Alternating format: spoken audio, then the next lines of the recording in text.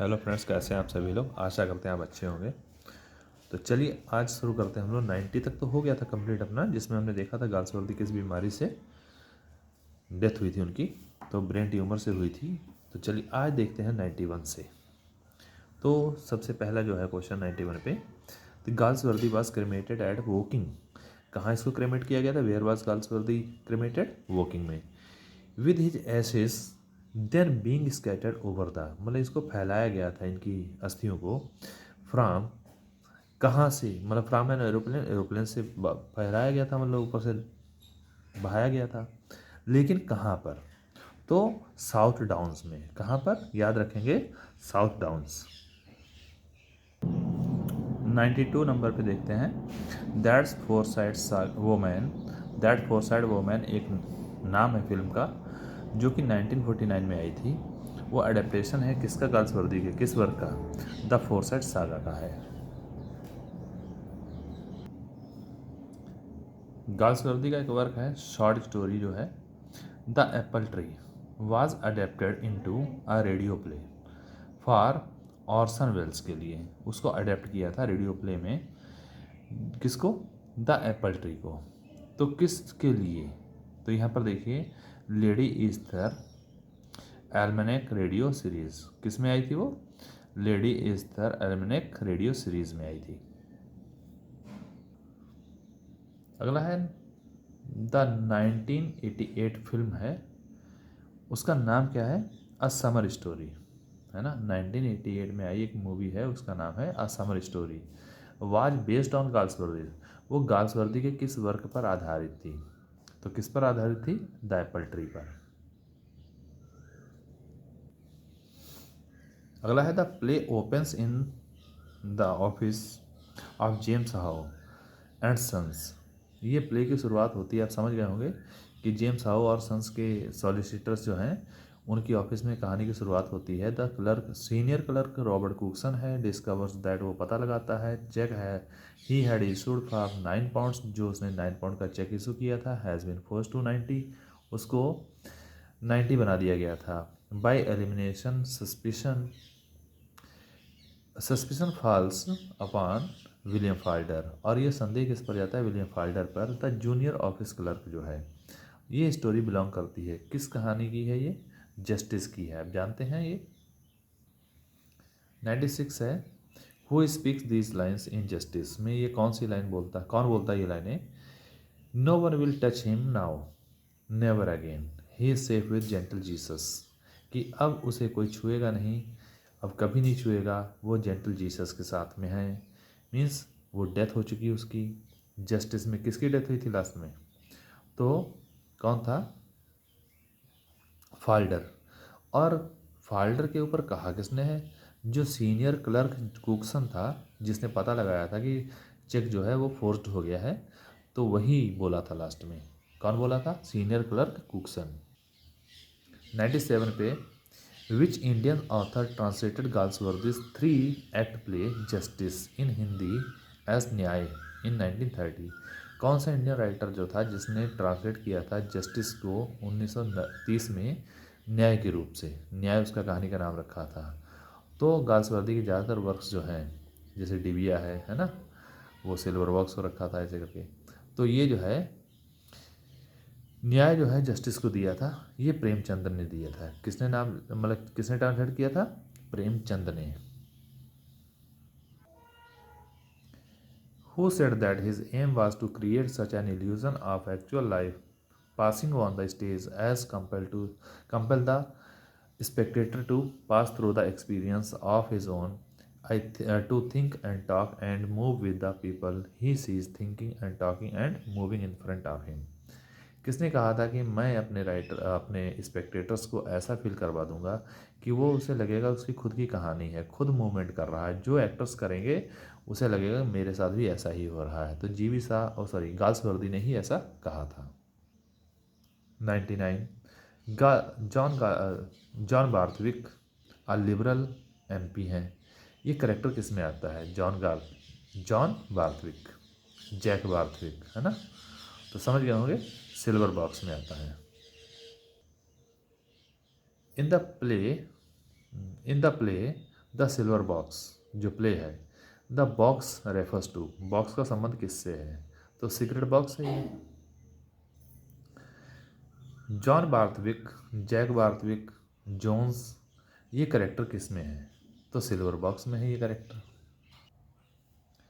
Which of his plays Galsworthy described as the only play of mine which I was able to say when I finished it, no one manager will refuse this। किस play के बारे में Galsworthy ने कहा था कि केवल एक मेरा एक पहला एक नॉवेल है जिसमें मुझे मालूम है कि कोई भी मैनेजर इसको रिफ्यूज़ नहीं करेगा जब मैं इसको कंप्लीट करके दूंगा। तो ये बात कही थी लॉयल्टीज़ के बारे में। Which of the following plays of Galsworthy deal with the tragedies of the individuals brought by the certain fundamental drawbacks in the legal system in England? तो कौन सा इसमें गाल्सवर्दी का प्ले है जिसमें इंग्लिश मतलब लीगल सिस्टम जो England है, इंग्लैंड में लीगल सिस्टम की कमी के कारण कई इंडिविजुअल्स लोगों को परेशानी का सामना करना पड़ा या ट्रेजिडी का सामना करना पड़ा। तो देखिए जस्टिस भी है, जस्टिस में फाल्टर शिकार बनता है, सिल्वर बॉक्स में जोन्स बनता है, और एक और वर्क है the first and the last. तो इन तीनों में ही न्याय के कानून के शिकार हो जाते हैं करेक्टर्स। तो ये डी ऑप्शन सही रहेगा। अगला, इन the play in which play Galsworthy finds the tragic compatibility between the essential principles of the Christianity and the working principles of individual including clergyman। तो किस प्ले में गाल्सवर्दी ने रिप्रेजेंट किया है, बताया गया है कि एक इसेंशियल प्रिंसिपल्स जो होते हैं क्रिश्चियनिटी के, मतलब क्रिश्चियनिटी के सिद्धांत अलग होते हैं, और दूसरा वास्तव में इंडिविजुअल लोग उसको कैसे डील करते हैं, इवन क्लर्जी मैन भी कैसे उसको डील करता है। तो ये डिफरेंस दिखाया अ बिट ऑफ लव में, अ बिट ऑफ लव। अगला है which of the following plays of Galsworthy is the story of the martyr who lays his life down for his pacific principles being victimised by the illiterate hooligans mob. तो कौन सा play है Galsworthy का जिसमें उसका जो hero है मार्टायर शहीद हो जाता है, अपना जीवन मतलब त्याग देता है केवल शांत करने के लिए, शांति वाले सिद्धांतों के आधार पर रह करके भीड़ को शांत करना चाहता है। कौन सी भीड़, उसका शिकार बन जाता है किस भीड़ का, अज्ञान, आवारा, है ना, हुड़दंग मचाने वाली भीड़ का शिकार हो जाता है। तो ये मॉब की कहानी ही है। अगला, विच of the following plays of Galsworthy deal with the professional morality.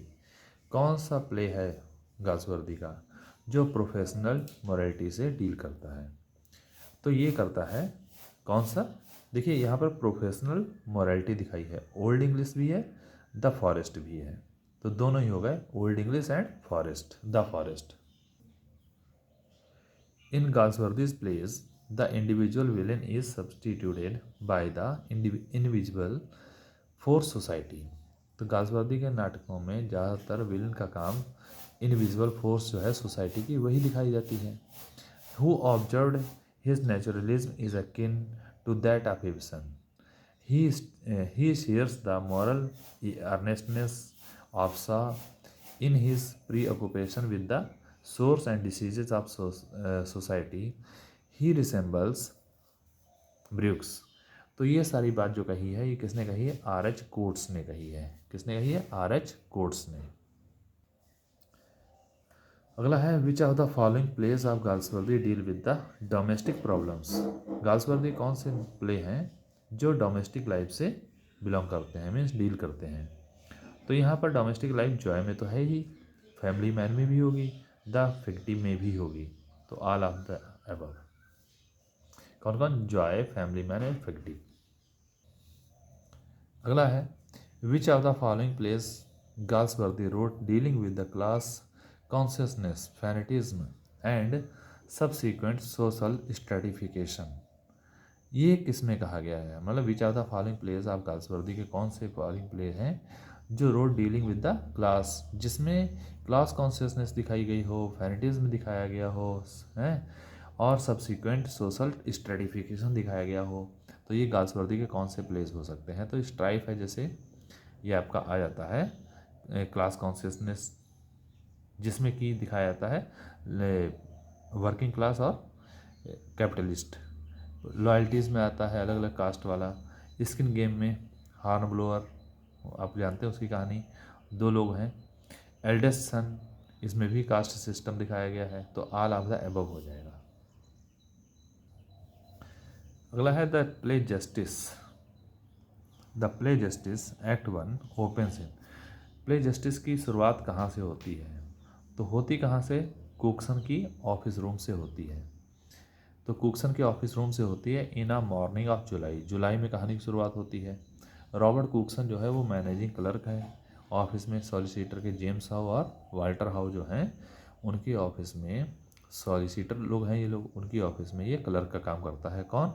Robert कुक्सन। उसी की ऑफिस में ये कहानी की शुरुआत होती है। Act 4 of the play Justice narrates the event of how many years later than previous acts. पिछले एक्ट जो हैं उनके बाद में फोर्थ एक्ट जो आया वो कितने साल बाद की कहानी दिखाई है? 2 साल बाद की बात कहानी दिखाई गई है। अगला है act second of the play justice begins in. Act second कब शुरू होता है? तो ये सितंबर में होता है। देखिए फर्स्ट जो है जुलाई में, सेकेंड एक्ट सितंबर में शुरू होता है। एक्ट थर्ड जो है of the play justice begins in December. तो एक्ट थर्ड जो है दिसंबर में। देखिए एक्ट फर्स्ट जुलाई में, सेकेंड एक्ट सितंबर में और थर्ड एक्ट दिसंबर में शुरू होता है। Which pair of the scene and setting is correctly matched.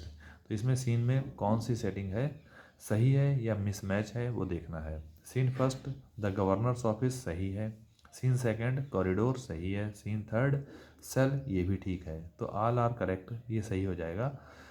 तो यहाँ पर देखा फर्स्ट एक्ट जो है जुलाई में, सेकंड एक्ट सितंबर में, थर्ड एक्ट दिसंबर में शुरू होता है। अब जो फोर्थ एक्ट है वो 2 साल बाद की कहानी शुरू होगी। रॉबर्ट कुक्सन जो है वो कितने ईयर्स का हो सकता है? ओल्ड। वियरिंग ग्लासेस, चश्मे पहनता है, बाल्ड हेड है, गंजा सिर है, ऑनेस्ट फेस है, ये 60 ईयर्स का है। कौन? रॉबर्ट कुक्सन जो है 60 ईयर्स का है। और फाल्डर कितना है? 23 ईयर्स का है। Who works as an office boy in the solicitor's office. Solicitor की ऑफिस में ऑफिस बॉय का काम कौन करता है? तो स्वीडल करता है, ऑफिस बॉय स्वीडल है। He is a pale good looking young man, 23 age का है। 23 एज का गुड लुकिंग मैन है। With quick rather scare the eyes. He is a junior clerk in the office of James How and Walter How की office में ये junior clerk भी है। विच character दिखाया गया है इसमें? कौन सा करेक्टर दिखाया गया है? तो विलियम फाल्टर का करेक्टर दिखाया गया है। विलियम फाल्टर कितने ईयर्स का है? 23 का है। और कुक्सन कितने साल का है? 60 ईयर्स का है। 117 है। At what time of the night, किस रात, मतलब रात के कितने बजे, किस समय पर Ruth and Falder plan to meet at the booking office. Booking office में रूथ और फाल्डर मिलने का प्लान कितने बजे करते हैं? कौन सा टाइम था? 11:15 का टाइम था रात का जब उन्होंने प्लान किया था। तो 11:45 ओ क्लॉक, 11:45 ओ क्लॉक इसे कह सकते हैं हम लोग। नेक्स्ट है Cookson notices Falder and Ruth kissing each other. Cookson देखता है विलियम फाल्डर को और रूथ को एक दूसरे किस करते हुए। He instructs Falder to make use of office premises properly. वो कहता है उसको ऑफिस प्रीमाइसेस जो है उसको सही से यूज़ करें। And gives him a pamphlet, और उसको पम्पलेट देता है। और what was the written in the pamphlet, pamphlet में लिखा क्या था? उसने जो पम्पलेट दिया था उसमें क्या लिखा था? उसमें लिखा था प्योरिटी इन द होम। याद रखिए क्या नाम था पम्पलेट में, क्या लिखा हुआ था? Purity in the home. अगला है he is rather a refined looking man of 35। अब ये रिफाइंड लुकिंग मतलब साफ़ सुथरा अच्छा दिखने वाला 35 एज का आदमी है।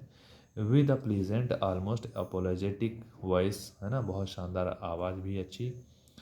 और which character from justice is introduced in the lines. इन लाइनों में कौन सा करेक्टर दिखाया गया है? 35 का कौन सा दिखाया गया है? तो वाल्टर हाउ, ठीक है ना, 35 का वाल्टर हाउ।